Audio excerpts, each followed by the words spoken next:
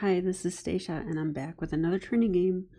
I am determined to reach 1800, and I've had a setback and fell below 1700 again. So I'm on the climb to get back. I'm about 1680 right now, so it will take 2 wins to get up to 1700. But hey, it's only 2 wins. So let's have a look at this one. Okay, so I played somebody rated about the same as me, both about 1680. And he played e4 and I played e5. I'm just checking the board. Okay, looks good. Now he played knight f3, most common move.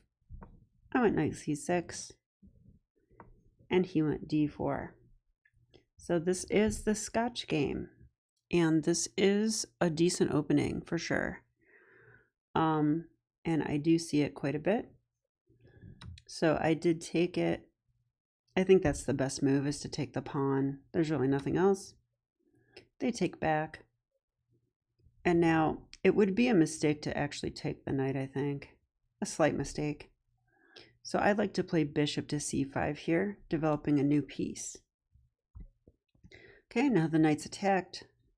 So usually they either trade off the knight or they play bishop e3. I think bishop e3 is a better move. When they take here, I play this funny move, which is really fun to play in bullet, and that's the move queen f6, so that if they try to hop the knight away, we just play checkmate. Just kind of funny. On f2. Sometimes they also do this, which is a total mistake, because then we can grab the bishop and we're still threatening checkmate. So they have to take back this way. Now their structure is wrecked. And I know queen f6 looks kind of silly, but the idea is we're going to take back with the queen. It does waste a couple tempos, so it's a little slow, but it keeps our structure intact. No double pawns, which is what a lot of Scotch players play against. So I like this line so far. All right, he played queen to f3, which I've never seen. I mean, I guess I've seen it, but I don't know what to do.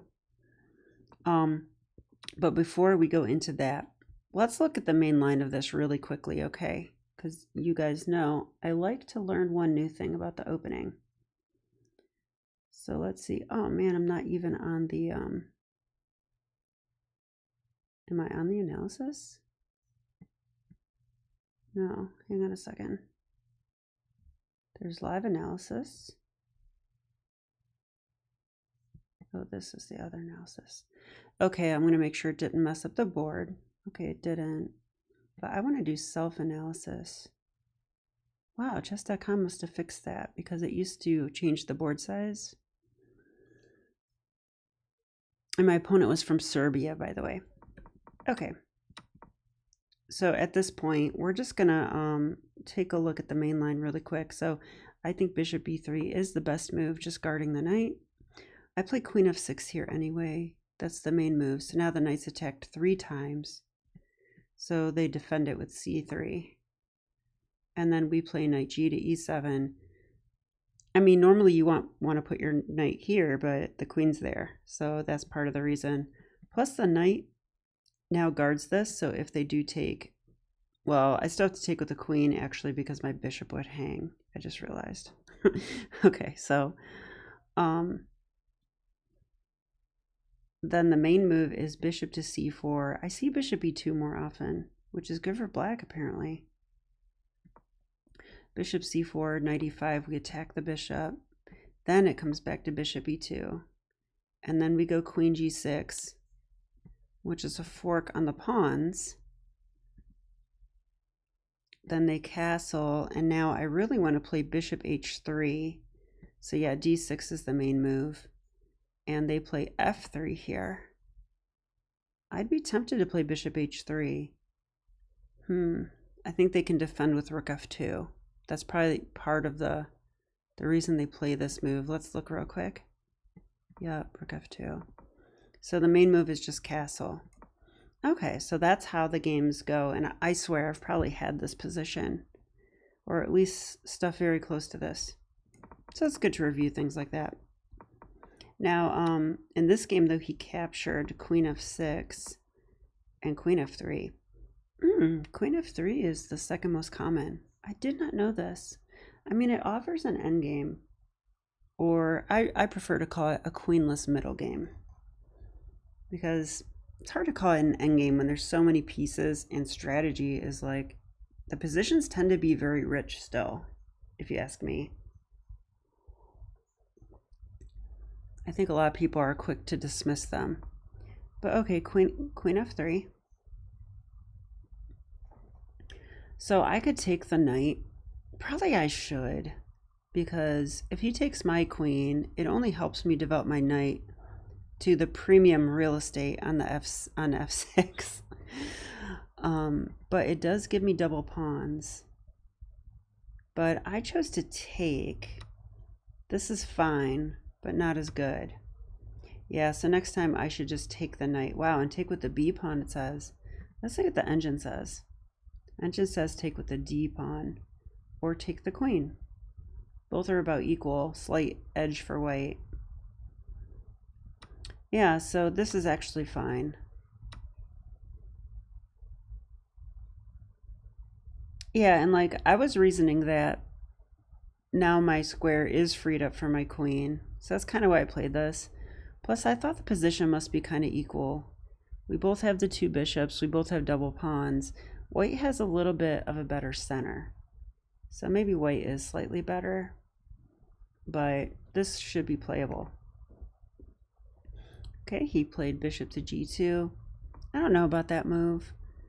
Like, the bishop is blocked on g2 and kind of vulnerable. I mean, it's undefended. The rook probably belongs on g1. So I think this move's a little weird. If I was white, I would probably just develop my knight or something like that. So let's see what the computer wants. Yeah, computer wants either bishop to c4 or rook g1. So that rook g1 is actually a developing move because it attacks a pawn immediately, puts the rook on the open file.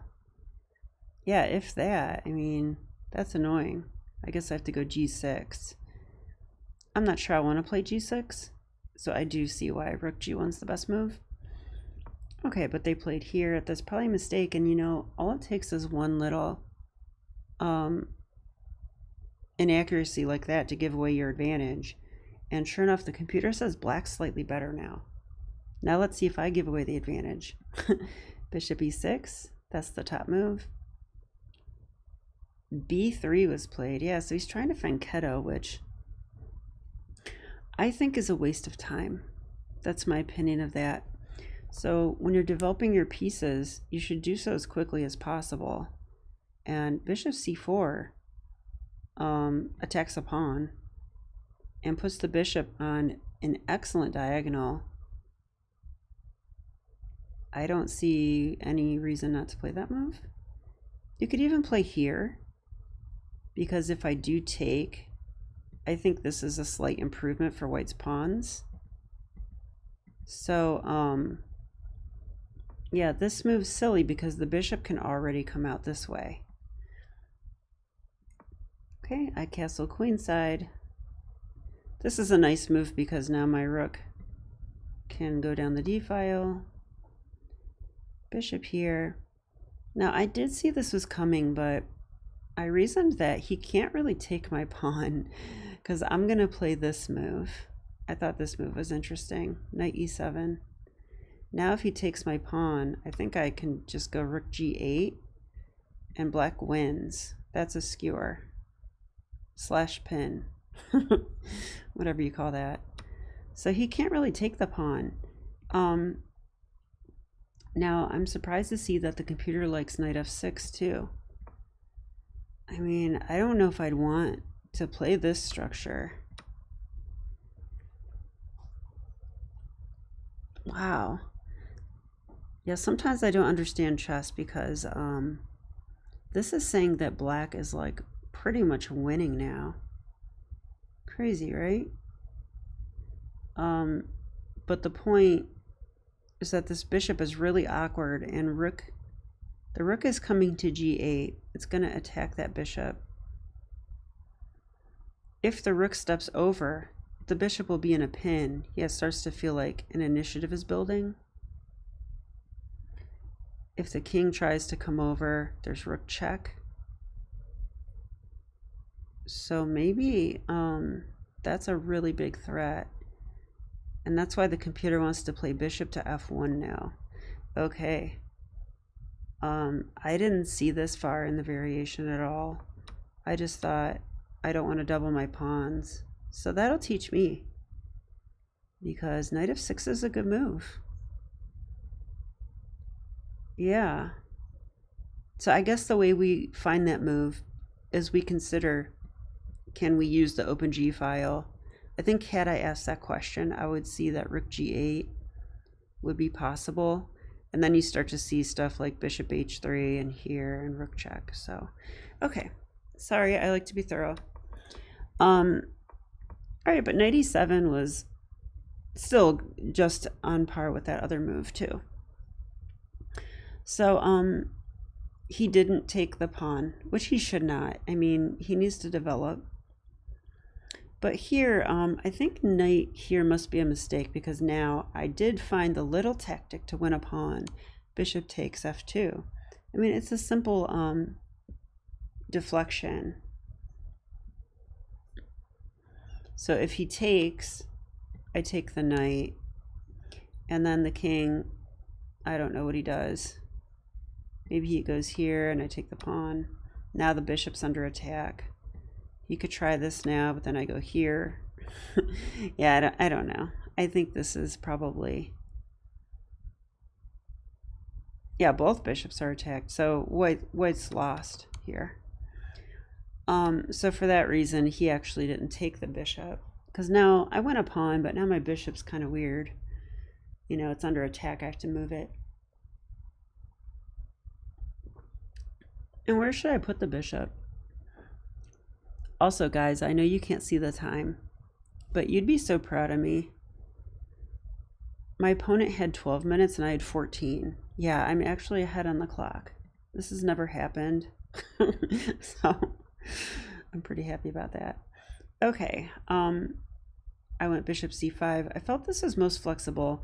The thing is, white does have some annoying plans with, you know, pushing these pawns and maybe trying to trap the bishop. So I decided to stay here in case I want to go that way. And sure enough, he did play a3.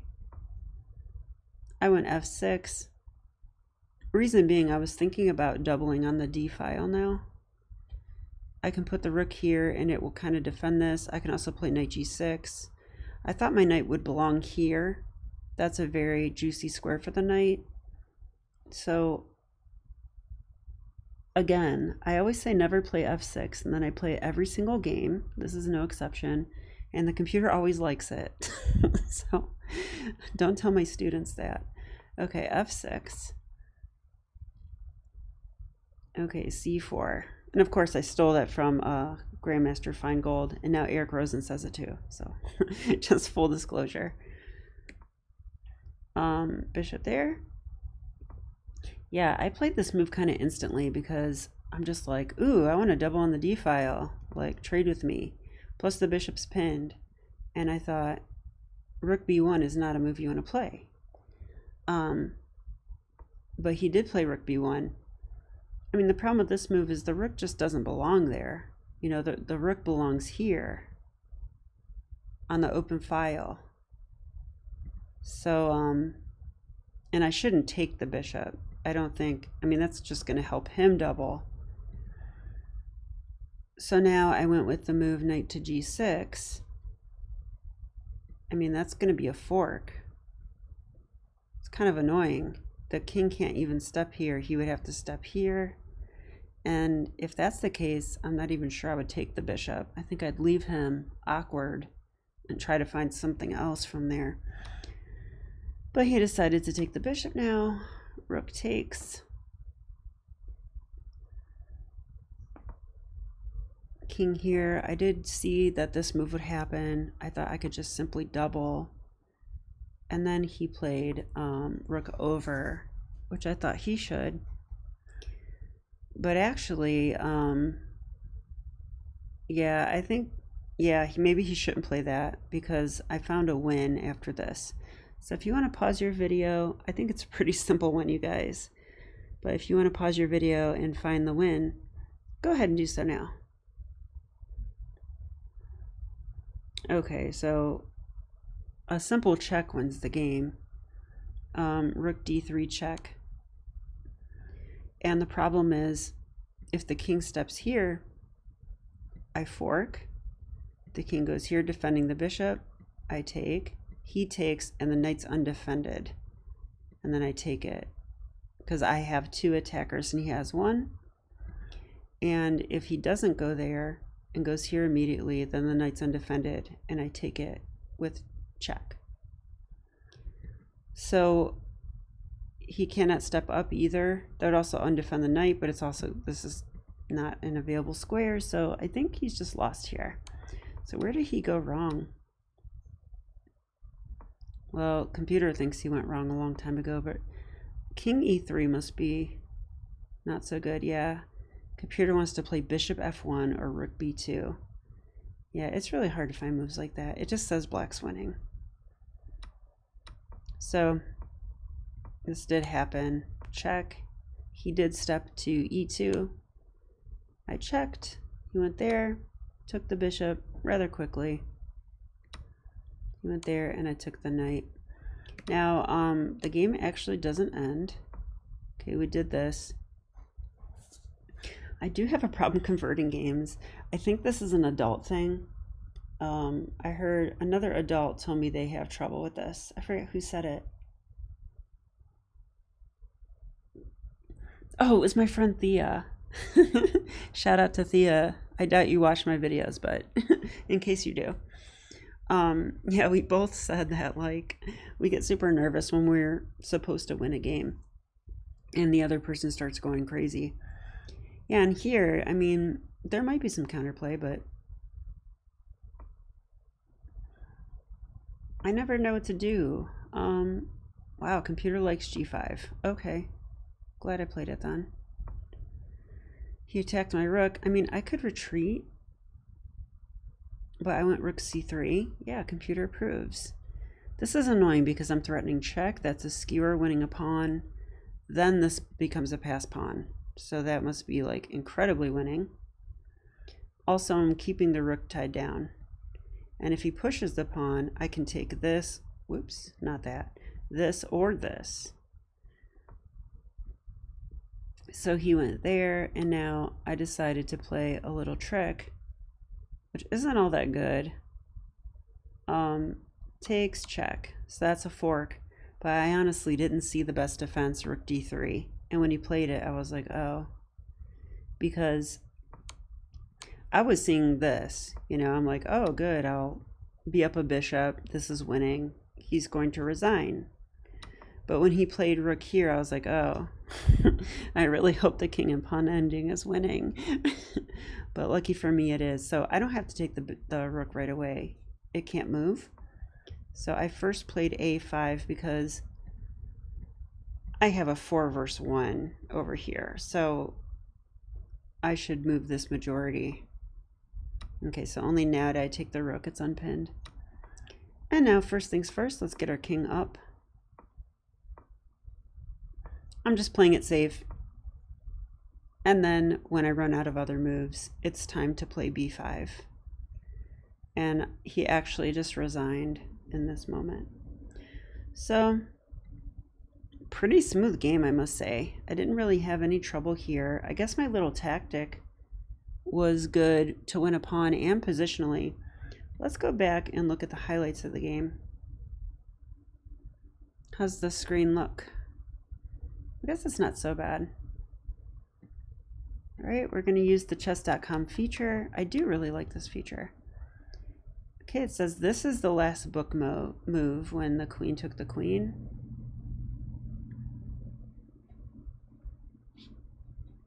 Which seems weird because I mean, G takes F3 is the only move, but okay. Oh, it was my last book move, it says. Okay, it says this was a game changer. Yeah, this little tactic, he blundered. I think he had to play knight c3. So I'm glad that my tactical awareness is better than it used to be. I'll tell you that. Like, it's really come along these last 2 years, playing crazier openings and stuff. Like, I saw this, I think, from playing the Smith Mora, where there's this trick is always something that can happen to win a queen. But here it wins a pawn, and I was like, oh, it wins a pawn. Doesn't like this move, but it says black's totally winning. So I'm not going to count that as a mistake. Huh. It says retry, though. Okay. I guess I would either double or play knight g6. Okay, I'm going to play knight g6. Yep, it's right. Just because this fork looks annoying. Yeah. And that was it. Wow, so it says I played with 97.1% accuracy. So I'm happy to see that. And my opponent played with 88.5.